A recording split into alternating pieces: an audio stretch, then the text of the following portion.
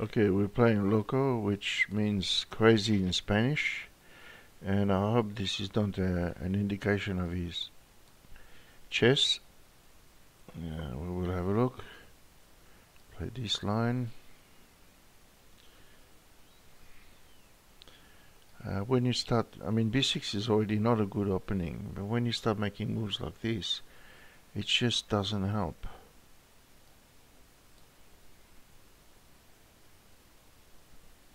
I keep this square for c3. Usually in this position they play c5 and then just and quite often then they change their mind and exchange the bishop on a6. But what that does after, say, bishop a6, bishop takes, knight takes, pawn c3, it restricts this knight, and there are some tactical shots with queen e2 or queen elsewhere, d3, doing double attacks, and it's uncomfortable for them in this position. All right, let's go here.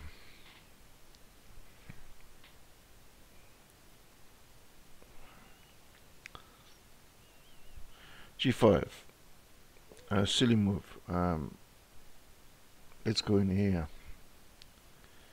We're gonna go after his white squares. I mean dark squares here, f6. So we're gonna threaten.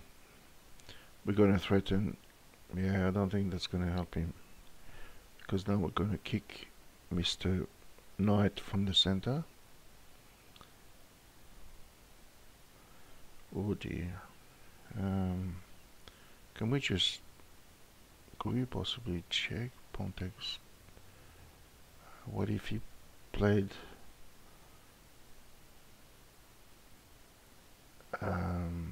Alright, keep a cool head here and see how he's going to develop his game here. How is he going to develop his game?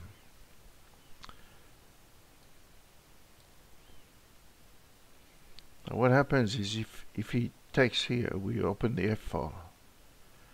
He doesn't want to, so then it's worse for him. We end up here, which is a dreadful position for him.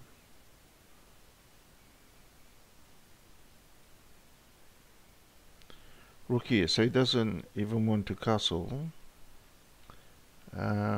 Let's maneuver this bit to here, with the view of perhaps exchanging his worst. He goes back here again. It's a case of having the wobbles. How about I have a second attack on f6?